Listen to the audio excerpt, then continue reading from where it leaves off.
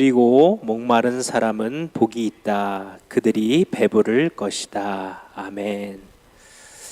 우리가 지난 시간들을 통해서 계속 예수님께서 제자들에게 말씀하신 팔복의 말씀을 살펴보고 있습니다.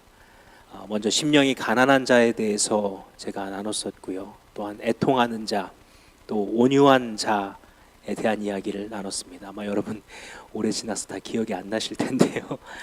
네, 오늘은 우리가 네 번째 의에 줄이고 목마른 자는 복이 있다라는 이 말씀 함께 나누길 원합니다.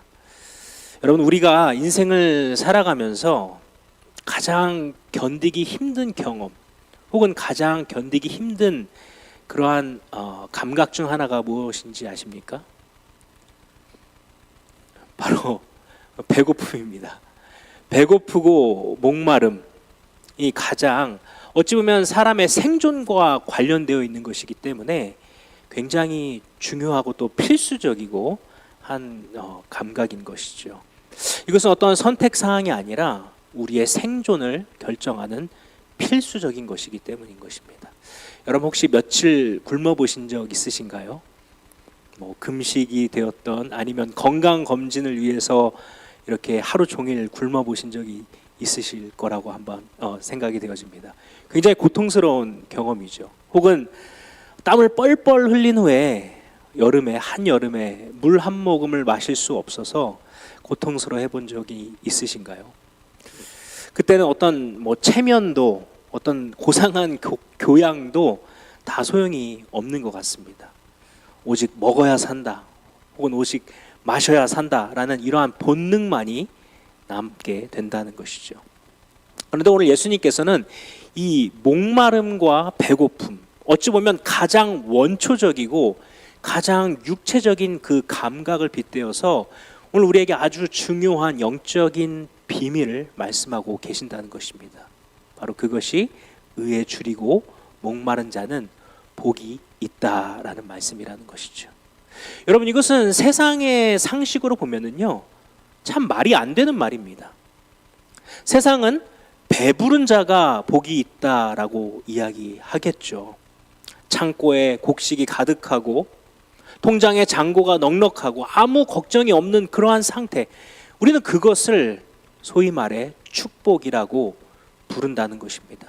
반대로 줄이고 목마른 것은 어떤 것이죠? 가난한 것이고 그것은 저주고 그것은 결핍이라고 우리가 생각한다는 것이죠.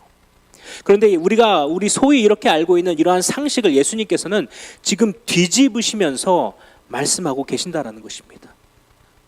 왜 줄이고 목마른 것이 복일까요? 왜 그것을 우리 예수님께서는 복이라고 말씀하실까요? 왜냐하면 마치 우리의 그 배고픔과 기갈함은 음식과 물에게로 우리를 이끄는 것처럼 바로 우리의 영혼의 배고픔은 우리를 하나님께로 이끌기 때문이라는 것입니다.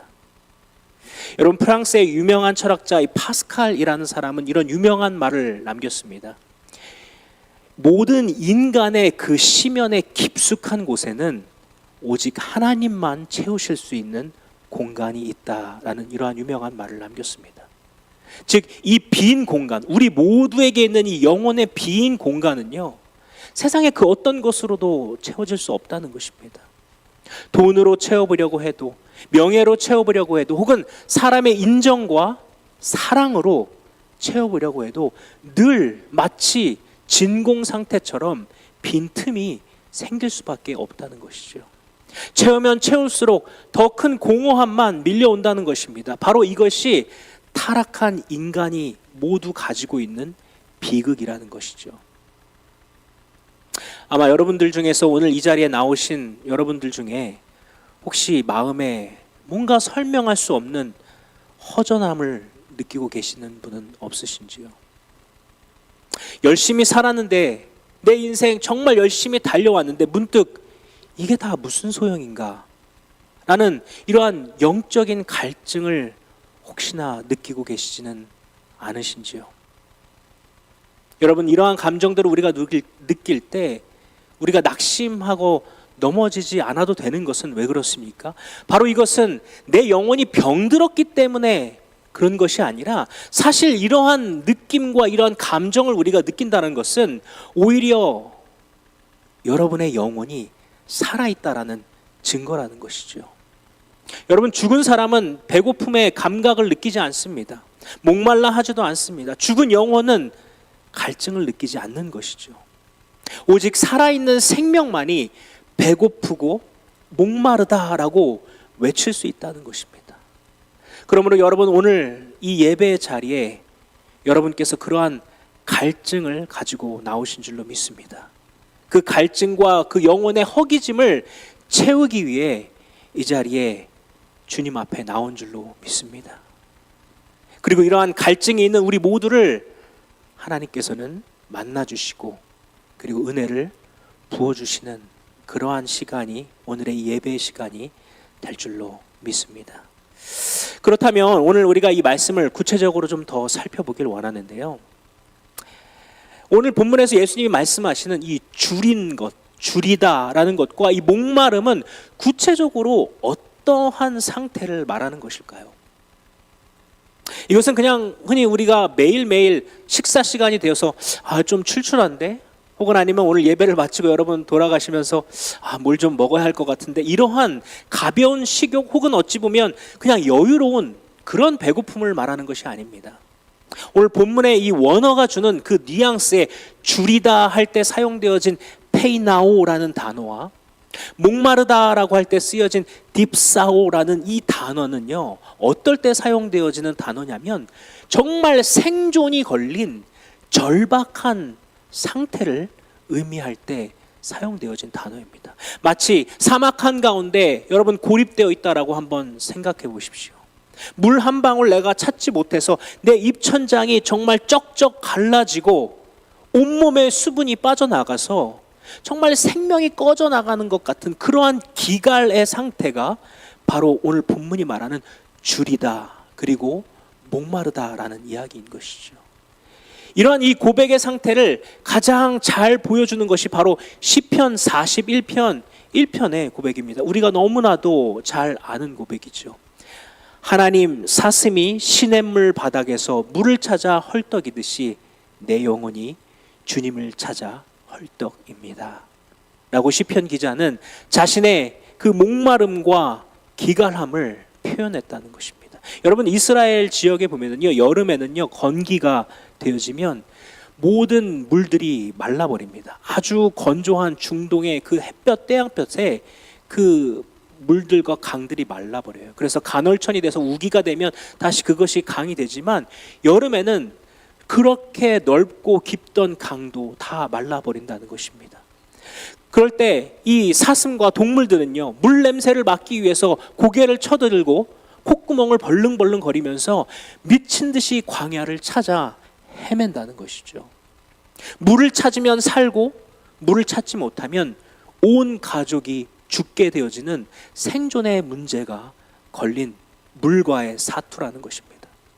오늘 지금 예수님께서는 지금 우리에게 마치 이런 것처럼 우리에게 아주 엄중하게 묻고 계신다라는 것이죠.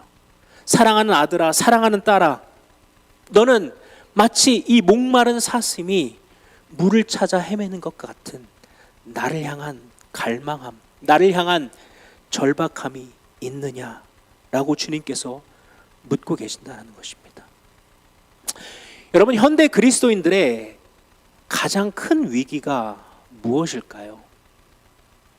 오늘날 미국에 살아가는 저와 여러분, 혹은 한국에서 신앙생활하는 한국의 그리스도인들, 혹은 세계에 있는 그리스도인들 중에서 사실 가장 큰 위기는 여러분 핍박이 아닙니다. 가난도 아닙니다. 오히려 이들이 경험하는 가장 큰 위기는 바로 영적인 포만감이라는 것입니다. 너무나 풍요로운 시대를 살아가다 보니까 우리는 어쩌면 간절함을 잃어버렸는지도 모르겠습니다. 많은 성도들이 신앙생활을 하면서 이러한 영적인 포만감에 취해 있다는 것이죠. 주님이 내 인생에 있어도 그만, 없어도 그만입니다. 주님. 없어도 나에게는 먹을 것이 있고, 내 냉장고에는 먹을 것이 있고, 내 통장에는 돈이 있고, 내 주변에는 즐길 것이 너무나 많습니다. 혹은 아니면 나는 주일에 예배도 드리고 헌금도 하고 봉사도 하니까 이만하면 됐지. 괜찮다. 이러한 영적인 포만감, 이러한 미적지근한 태도가 바로 우리의 영혼을 병들게 하고 있다는 것이죠.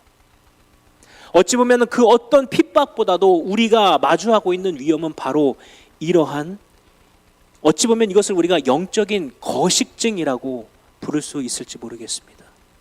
여러분, 거식증이 무엇이죠? 밥맛이 없어서 밥을 거부하다가 결국 굶어 죽게 되어지는 무서운 질병입니다. 여러분, 우리가 우리 자신을, 우리의 인생을 한번 정직하게 돌아보면요, 여러분, 우리가 언제 가장 하나님을 뜨겁게 만났습니까? 내 힘으로 도저히 해결할 수 없는 그러한 문제를 만났을 때, 사방의 모든 문제들에 우겨쌈을 당해서 마치 숨 쉴 곳조차 없는 것 같은 그러한 압박감을 느낄 때, 내 인생에 배가 고프고 미래가 불확실할 때, 그런 배고픈 청년의 때, 혹은 아니면 그런 이민의 초창기 때 우리가 주님을 뜨겁게 만난 경험들이 있지 않습니까? 우리가 그때 주님 살려주십시오 라고 그렇게 부르짖을 때 바로 하나님께서는 우리를 만나 주셨다는 것이죠. 그러므로 우리의 삶에 도처에 있는 삶의 문제들 또한 결핍들은요, 우리를 불편하게 만드는 것은 사실이지만, 그러나 만약 이를 통해서 우리의 심령이 가난해져서 주님을 찾게 된다면 바로 이것은 복이라는 것입니다. 여러분, 우리의 삶 가운데에도 어느새 우리의 삶에 잃어버렸던 그러한 영적인 식욕들, 이런 것 있지 않습니까? 그 거룩한 식욕이 회복되기를 소망합니다. 주님, 내가 주님 없으면, 주님 아니면 저는 살 수 없습니다. 이 절박한 고백이 바로 우리의 고백이 되어야 한다는 것이죠. 여러분, 우리가 이토록 그 영혼의 허기를 느껴야 한다면, 그럼 과연 무엇으로 그 배를 채워야 합니까? 여러분, 배고프다고 해서 아무거나 집어삼킬 수는 없지 않습니까? 그렇죠?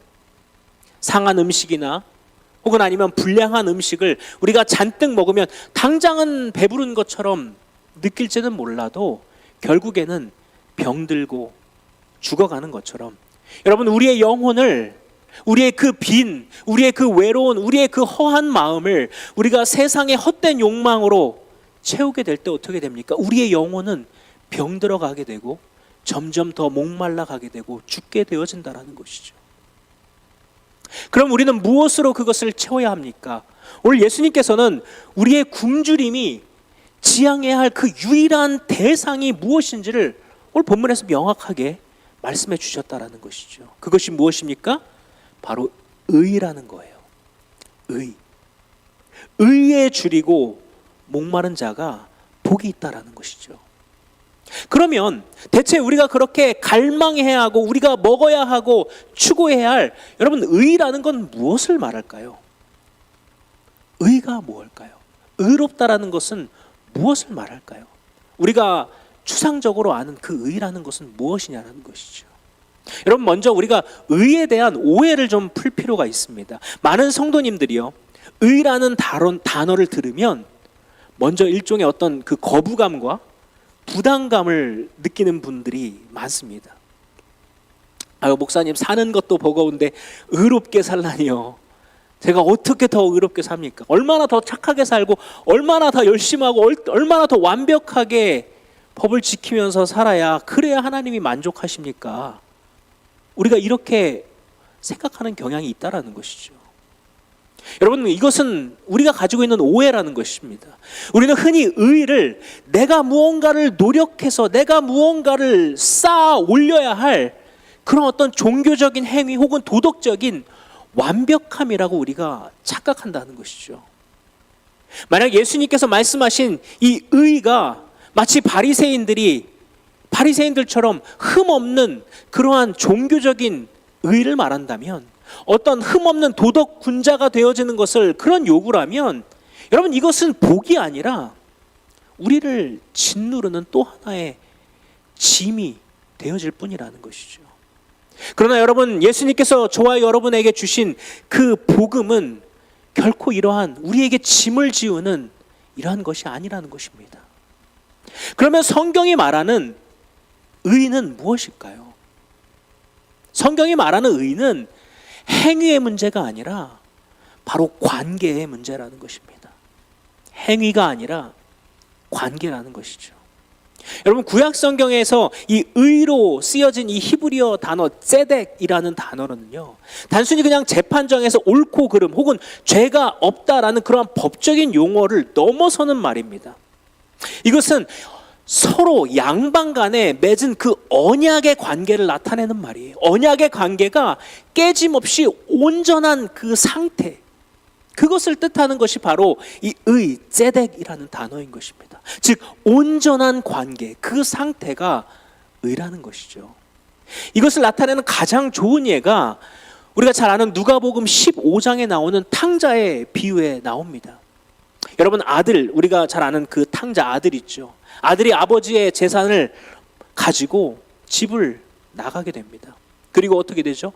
허랑방탕하게 그 모든 것을 다 잃어버리게 돼요. 그리고 나서 어떤 신세가 되었습니까? 돼지 쥐염 열매로 그 배고픔과 허기짐을 채우려고 하지만 그러나 나중에는 그마저도 없게 되죠. 그때 아들은 어떻게 합니까? 비로소 그 배고픔과 그 굶주림을 느끼면서 절규하는 것입니다. 그런데 여러분, 이 탕자, 이 아들의 이 배고픔 끝에 그가 갈망했던 진정한 해결책이 무엇이었습니까? 돈을 다시 많이 벌어서 재기하는 것입니까? 아니라는 거예요. 바로 아버지의 집으로 돌아가는 것이었다는 것이죠. 여기에서 이 아들에게 의의는 무엇입니까? 성공해서 금이 환양해서 집으로 돌아가는 그것이 의가 아닙니다. 나 좀 보세요, 내가 이렇게 멋진 삶을 살았어요 라고 아버지 앞에 짠 하고 나타나는 것이 의가 아니라는 것이죠. 비록 냄새나고 실패한 모습일지라도 그 아버지를 신뢰함으로 그 아들이 아버지의 품으로 돌아와서 아버지에게 안기는 것, 그리고 그 아버지가 그 자녀를 받아주는 것, 다시 아들로 받아주는 것, 그렇게 아버지와 아들의 관계가 다시 회복되어지고 연결되어지는 그 감격적인 그 상태가 바로 의라는 것이죠. 이것이 바로 성경이 말하는 의라는 의미라는 것입니다. 그러면 여러분, 오늘 우리가 의에 줄이고 목마르다라고 할 때 그 고백은 어떤 고백입니까? 하나님, 저는 이제 이 세상에 그 어떤 다른 만족, 다른 성공, 다른 것으로 내가 내 영혼을 채우려 하지 않기 원합니다. 저는 아버지와, 하나님 아버지와 그 관계가 다시 회복되어지는 그것에 저는 목마릅니다. 저는 주님 없으면 고아와 같습니다 라는 이러한 고백이 바로 하나님이 우리 가운데 요구하시는 바로 의로운 고백이라는 것이죠. 이러한 고백이 우리의 기도가 되어야 하며 이러한 고백이 바로 우리의 예배가 되어야 한다는 것입니다. 자, 그렇다면 오늘 우리가 이렇게 하나님의 의를 갈망할 때 어떤 일이 일어납니까? 무엇을 예수님께서는 약속을 하셨죠? 그들이 배부르게 될 것이라는 것입니다.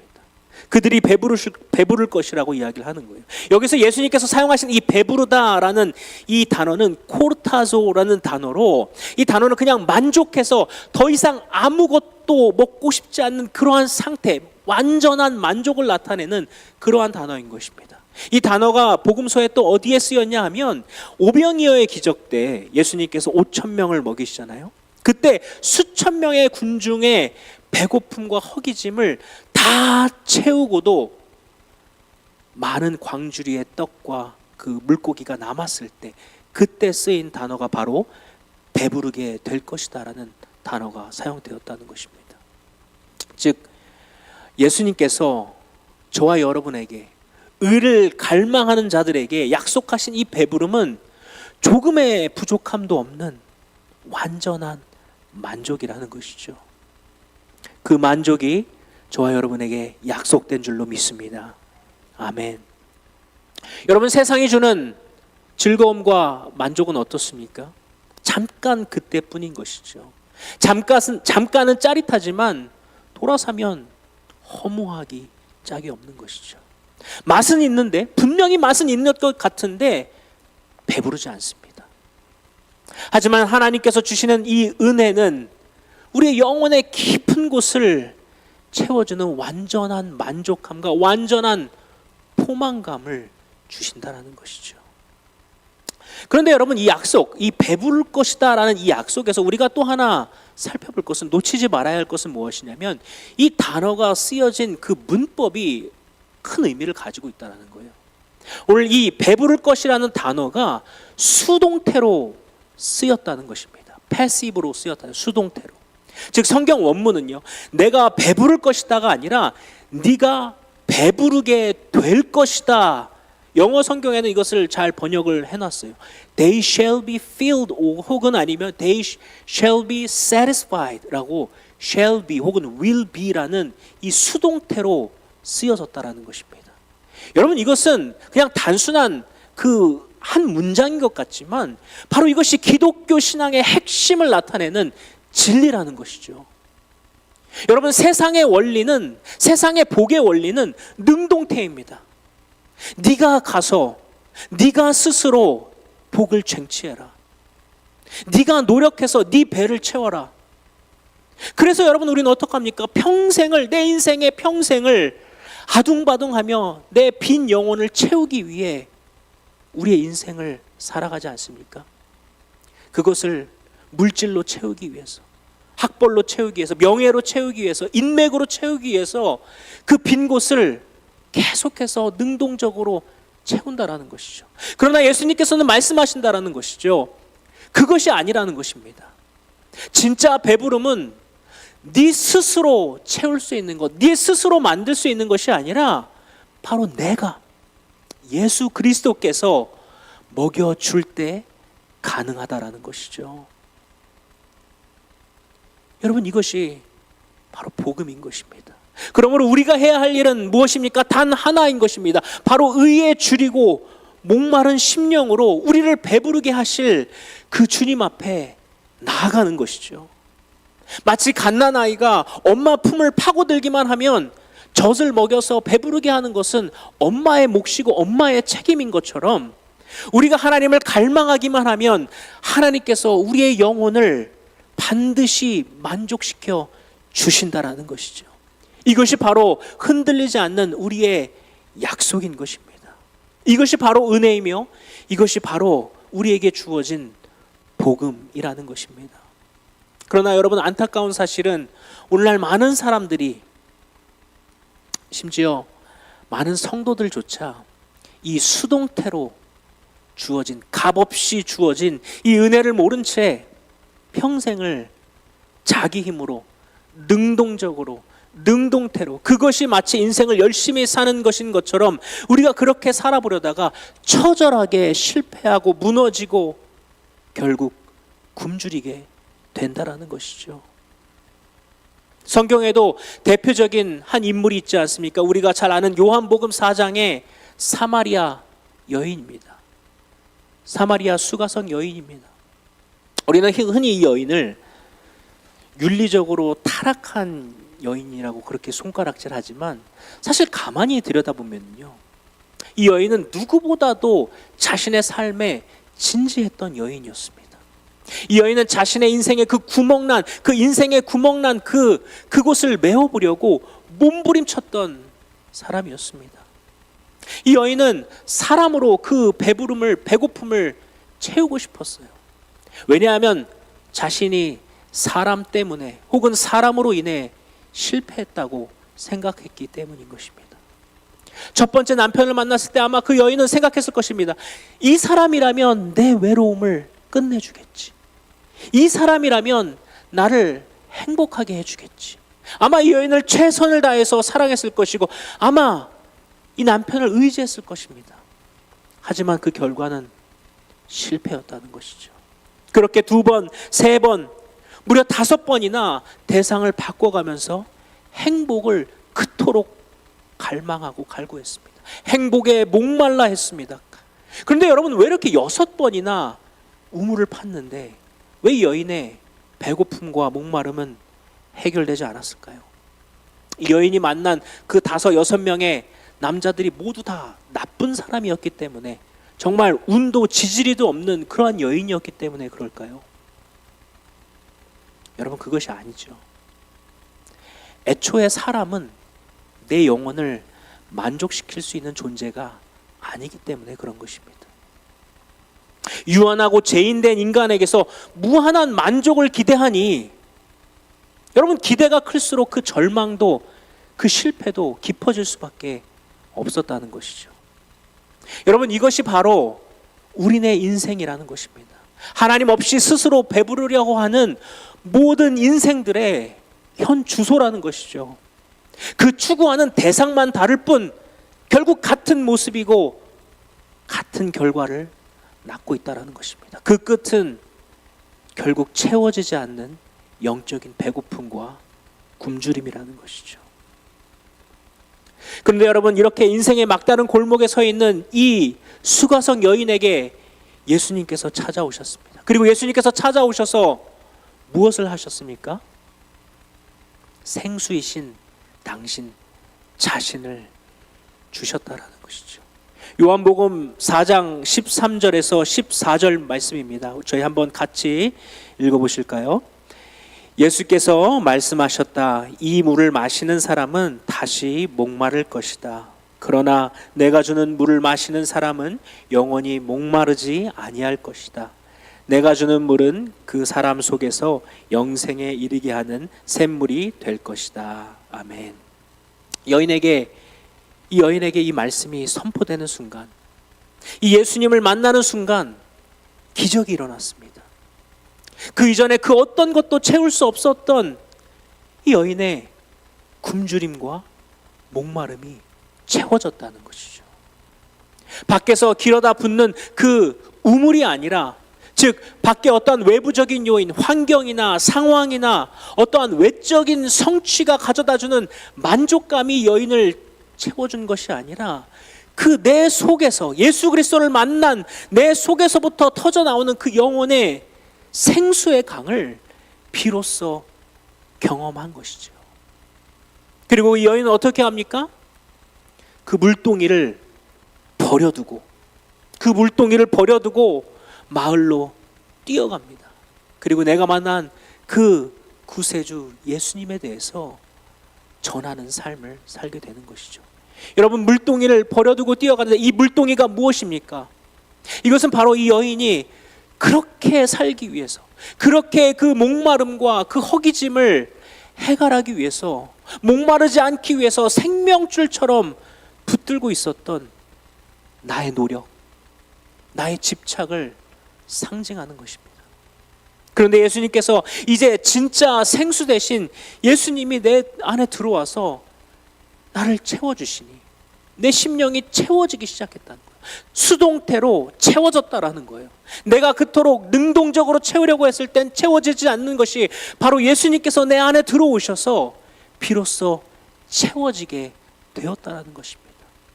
그렇기 때문에 더 이상 그토록 이전에는 소중하게 생각했던 물동이에 집착할 필요가 없어지게 된 것입니다.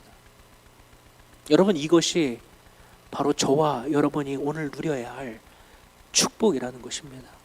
여러분, 내가 채우려고 하면 우리는 탈진하게 마련입니다. 하지만 주님이 채워주실 때 우리는 비로소 진정한 만족을 경험하고 누리게 될 줄로 믿습니다. 여러분, 우리의 손에 들린 물동이는 무엇입니까? 우리의 자녀는 아닙니까? 물질이 아닙니까? 혹은 아니면 다른 사람들의 갈구하는 우리가 그 인정이 혹시는 내 인생의 물동이가 되어 있지는 않습니까?